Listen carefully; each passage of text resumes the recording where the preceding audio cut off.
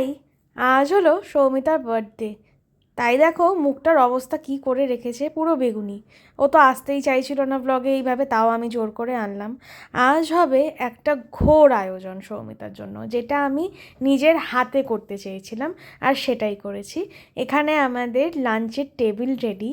এখানে আমি সব রান্না করেছি, আমার হাতাহাতি আন্টি আর মাসি অনেক কিছু করেছে, তাই সব কিছু করতে পেরেছি।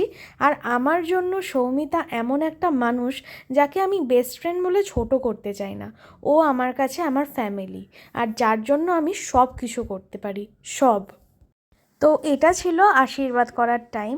খাওয়ার আগে তো আশীর্বাদটা মাস্ট। এই দুপুরের লাঞ্চের ব্যাপারটাই আলাদা হয় সবার জন্মদিনে। এখানে আন্টি, দিদা, আঙ্কেল, মাসি সবাই আশীর্বাদ করে নিয়েছিল, যেহেতু বড়। কিন্তু তা বলে এটা ভেবো না যে আমরা ছোট বলে আশীর্বাদ করিনি। আমি, ভাই, স্নেহা সবাই সৌমিতাকে আশীর্বাদ করেছিলাম। আর এইবারের সৌমিতার জন্মদিনটা আমাদের সবার কাছে খুবই স্পেশাল।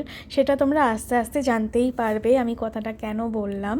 আর ওকে আশীর্বাদ করতে করতে আমি একটুখানি ইমোশনাল হয়েই গেছিলাম। আসলে ওর আর আমার বন্ডিংটা আমি কাউকে বলে বোঝাতে পারবো না।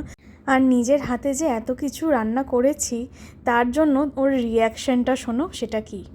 আমি ডাল খেয়েছি আর ভাজাভুজি খেয়েছি, আর ডালটা তো এত ভালো হয়েছে যে আমি ডালটা মানে শেষ করতে পারছি না, যতটা দিয়ে সবটা কন্টিনিউ ডাল খেয়ে যাচ্ছে।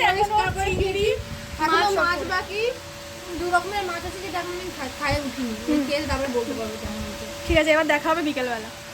আর আমাদের তো দুপুরবেলা খেয়ে উঠতে অনেক দেরি হয়ে গেছিলো। আর এখানে হচ্ছে ফিশ কাটলেট, এখন হয়ে গেছে সন্ধে। আর দিদার কথা না শোনো। ক্যামেরায় বলো hi guys. Hi guys, bye bye করি। আর এখন হচ্ছে বার্থডে সেলিব্রেট করার পালা। Happy birthday dear Soumita, happy birthday to you. তো এখানে হয়ে গেল সৌমিতার বার্থডে সেলিব্রেট। আর কেকটার অবস্থা আমরা একেবারে খারাপ করে দিয়েছিলাম, কিন্তু কেকটা খেতে ইয়ামি ছিল, দারুণ ছিল কেকটা। এবার আমাদের মজা মস্তি করার টাইম। এখানে তো আমাদের সবার এক এক করে নাচ আরম্ভ হয়ে গেছে।